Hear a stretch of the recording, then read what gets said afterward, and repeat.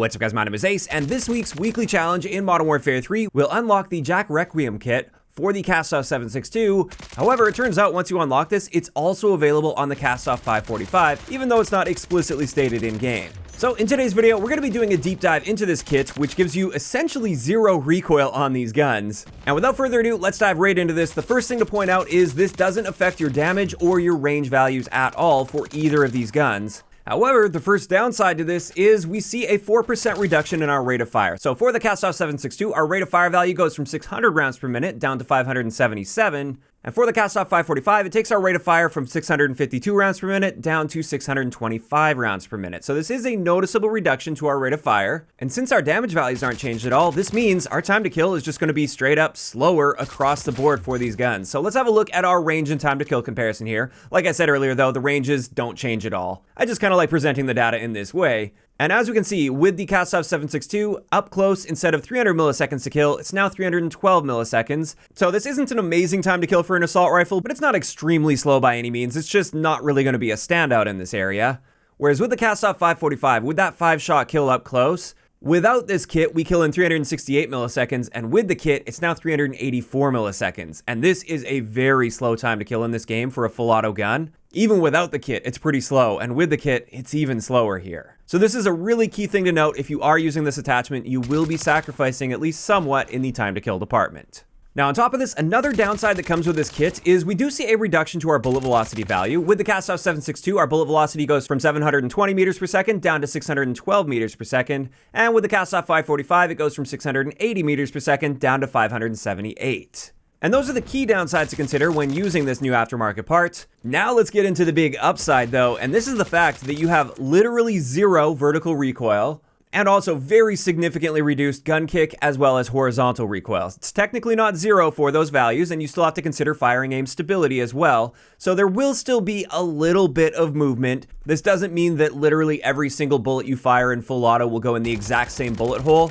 but this is as close as you're going to get to a zero recoil gun in this game. And you can see here first with the Kastov 762 using this kit, this is pretty crazy. There is almost no recoil there, just a little bit of bounciness due to the gun kick, firing aim stability, as well as that tiny bit of horizontal recoil we get. But obviously very, very drastically improved over the base. And next we have the Kastov 545, and I was honestly a little bit surprised with this since the base version of this gun has very noticeably less recoil than the Kastov 762. However, with this kit, it actually looks like we get slightly more recoil with the Kastov 545 compared to the Kastov 762. Now, I think the reason we're seeing this is, first off, we have a slightly higher rate of fire with the Kastov 545, and then on top of this, our gun kick value by default is higher with this gun, and even though it's very drastically reduced, it still ends up being a little bit higher on the 545 with this kit compared to the 762 with this kit. At the end of the day, though, this is still essentially zero recoil on this gun. So that's where the real power of this kit comes in. That recoil is pretty crazy to see. And that almost wraps it up for all of the changes that comes with this kit. However, one more thing I do want to point out here is with the Kastov 545 only, it will actually be reducing our movement speeds a little bit as well. Whereas with the Kastov 762, our movement speeds are unchanged. And I think that's because it matches the kit values by default. So just another thing to consider, you're going to see a bit more of a nerf with the Kastov 545 using this kit compared to the Kastov 762. And with that, we can now finally move into some attachment combinations I put together using the JAK Requiem Kit on both the Kastov 762 and 545, although I ended up coming out with the exact same attachments on both, just because these attachments, in my opinion at least, really suit this conversion kit well. So with this, here's my Kastov 762 setup, and on it, we're using the sonic suppressor, and the reason behind this is not only to stay off the radar when firing, that's obviously a nice thing to have. The sonic suppressor will give us a bit of a boost to our bullet velocity to somewhat compensate for that reduction we get from the kit, and we also get a 5% range improvement. The only downside is it hurts our recoil, but there's really not much recoil to hurt here, so it's basically all upsides with that one. I also put on the Mark III reflector just because that's my preferred optic.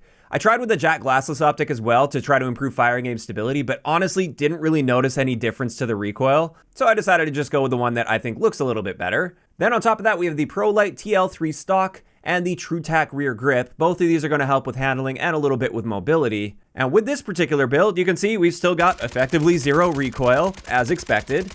Our aim down sight speed is improved noticeably. It's now 243 milliseconds. Our sprint out time is also noticeably improved. And then, like I said, we do get that boost to our range and bullet velocity with the sonic suppressor. However, it is worth noting our bullet velocity still isn't going to be as good as the base version of the Kastov 762. So there we go, that's the first build I've got for you guys, and like I said, I landed on the exact same attachments for my Kastov 545 setup. I think it just really nicely suits this kit, as well as my preferred playstyle. Of course, I would recommend making changes to suit you better. I know for some people with this kit, they'll really want to use a higher zoom optic, and that's totally cool. I just personally prefer the low zoom optics. So again, we have the Sonic Suppressor, Mark III Reflector, Pro Light TL3 stock, and the TrueTac rear grip. And with this one, again, essentially zero recoil, technically a little more recoil than what we saw with the Kastov 762, but still pretty darn close to zero. And once again, we have improved our aim down sight speed, our sprint out time, our range value, and our bullet velocity, although it is still going to be lower than the base bullet velocity of this gun without the kit. And there we go. That is going to wrap it up for today's breakdown on the JAK Requiem Kit for the Kastov 762 and 545.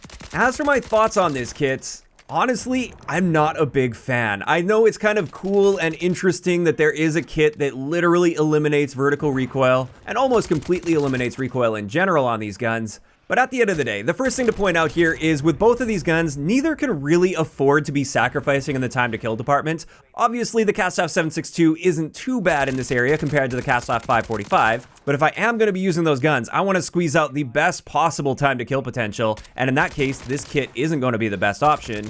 And then another really important thing to consider here is we're playing Call of Duty, and recoil in Call of Duty isn't that crazy. It's typically quite easy to control and predict.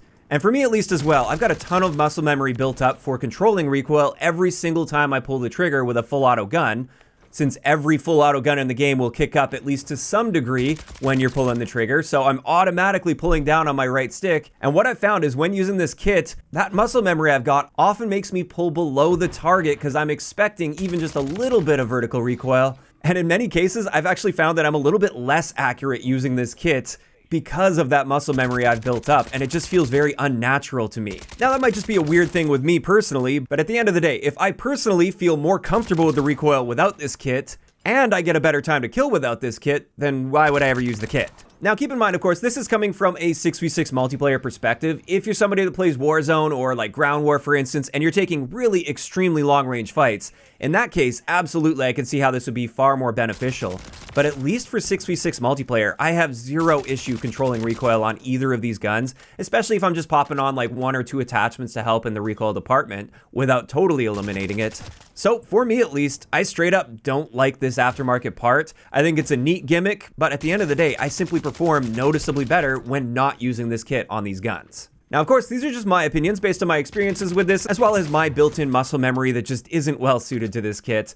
But this is where I'm curious to hear from you guys in those comments down below. How are you feeling about the JAK Requiem kit so far in Modern Warfare 3? Are you guys really enjoying this kit with no recoil? Or are you like me? Do you feel like you perform a little bit better without the kit, with a slightly faster time to kill and a bit of recoil to control? Just let me know all of those thoughts down below. If you enjoyed the video, a like rating is always appreciated, and don't forget to subscribe for more if you haven't already. I'll talk to you guys next time.